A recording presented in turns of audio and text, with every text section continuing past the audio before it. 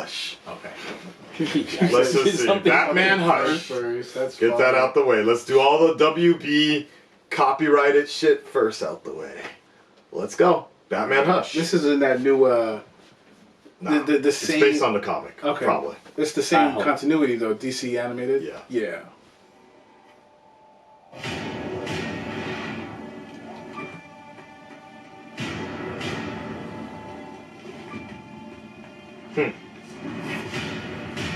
We've done this dance for so long. True. Like the view? It's the only thing you'll catch tonight. Damn. Yeah. I was about to say that girl? suit, be looking skimpy. Batman, you Nice. Boy toy?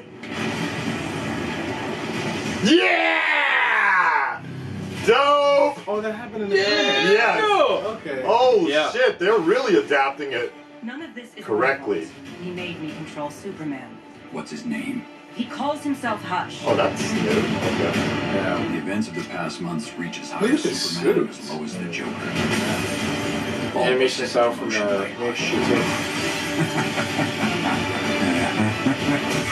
Damn. Is it too much to ask for one quiet Have you read the weekend? Then I can't say they're all falling out from under the carpet. It's good. Dope. Oh, Nice! Hush knows. He's been one step ahead of me the whole time. Tick-tock. Trail's going cold. This just gets better and better.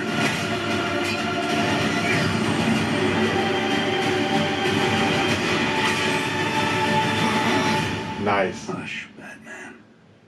Hush. Ha! oh. Okay. That might work. It When? might work. When? So I gotta throw this out. When does there. that come out? It might work. When does that come out? No idea. I know Gary, Super PR Gary. You let me, he let everybody know a while back, but I can't remember. Hey Gary, can you let us know again? Thanks. Maybe, no, actually there may not be a release date on this. Maybe. Alright, what's the question, Terry? I was just gonna say, I'm not a fan of DC animated movies for a while. Recently, the new ones, Recently, right? Yeah. yes. Okay. The animation style looks a lot like HBO Spawn. Ha. And that's not good. HBO Oh, that's Spawn interesting you was say like that. fucking Okay. 10, 15 years ago. That's I know, it's interesting deep cut, you say really that. bad. Yeah. But like they've Oh, done, no. they've done No, better. listen. And I just, it looks like they're like really cutting corners with the animation. Like it just looks too static for me. By the way, Batman Hush arrives July 20th, Yeah. digital, and then August 13th July? in Yeah. Blu-ray. Yeah. Don't you guys want to, let it come out in June? Don't you We're guys okay with want me that. to interview some more Batman people Yeah. like I did New York Comic hope Con? the script So is I'll Also, interview Superman it's for you funny- while he interviews Batman. It's funny you mentioned that because when I was at New York Comic Con and I did the interviews for Reign of the Superman. Yes. Yes. It's something. The animation situation is a big concern for directors. And I think everybody is well aware about the quality of animation, that it has taken several steps back or in a different area, but I also think, like we were just discussing earlier, it would be much cheaper to hire some company in India to do CGI type computer animation than this hand-drawn, luxurious work that we're used to. So what ends up happening a lot of times when you have we'll just say 2D animation, you'll have a main studio that's working on it, and they'll have X amount of shots that they need to work on. Yes. The downside to it is one shot could literally take weeks, if not months, because of the detail that goes into it. Yeah. So to save time and in some cases save money, you get, like you mentioned, a side studio to do pickup shots. The downside to that is they'll get the information and they trace it and make it look like it, but a lot of times the corners are cut because it's not their main project. Right. It's not because they're not trying to do it any justice, but because it's the fastest thing for them to do is to crank it out and get it back as soon as possible so they can move on to the next. And if you think about it, also in reality, this is all basically direct to video. Yeah, no, absolutely. When you think, and if you think about it in our generation, anything that came out direct to video was pretty trash to begin with. But when it comes to DC and direct to video, these are the folks that made like Return of the Joker. That's like one of the best fucking DC movies I've seen. The animation for that was so clean. But Return of the Joker was based on a syndicated TV show that was pulling in a lot of money, and it had a theatrical release. Did it really? Yes, it did. So you have some animated and so did Mask of the Phantasm. They're just pulled in from a popular comic book that was adapted to animation, and even then, it took years to get it adapted because basically they're just backlogged. Not because they don't want to work on it, but we got because so many good we have all these things that are here. All right, what are we prioritizing? So I guess what I'm saying also is I don't want to, because my favorite DC comic book, I don't think I put this on record, is Superman Red Sun. Okay. I don't want them 2 seconds.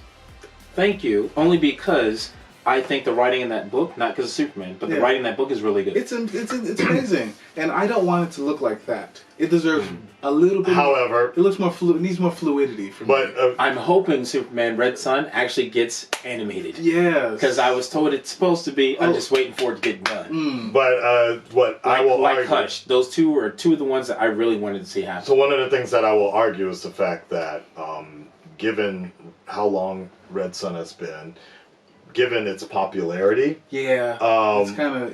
You'd be lucky if it's even made. It's fringe. True. You know? It's fringe now. Okay. Yeah. It's, and that's the thing. Like it can look amazing, but no one's gonna see it. And especially in today's political climate, like it could look damn near amazing in 4K, but people would be like, Russian Superman? What is this Trump shit? Like, Fox News will go all So, or they may go in a different direction, and they could have it PR-wise. They'll focus more on the Green Lantern Corps, which is more like the airborne elite, which is kind of cool, and go from that perspective. And that'd be a good way to kind of get into that story without like what you said. At this moment right now, as a big fan of what DC animation used to be, and still as a fan of where the stories are now, I still think that Under the Red Hood was probably one of their last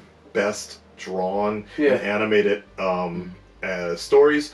But knowing where they're headed in this direction now and what they're trying to do, just the fact that we can get some of these stories put out, to me, is a win. And as a fan side of me, because the other thing to keep in mind is the fact that all these stories that they're adapting have come from different artists, have come from different stories, and different authors and writers. And sometimes different times. Time periods. In time periods. In some sense, we're kind of lucky enough just to have this to be put out. Because as a fan, seeing how it was animated and knowing how glorious, like Hush is it might be my favorite Batman story, and it's actually the story that got me back into American comics.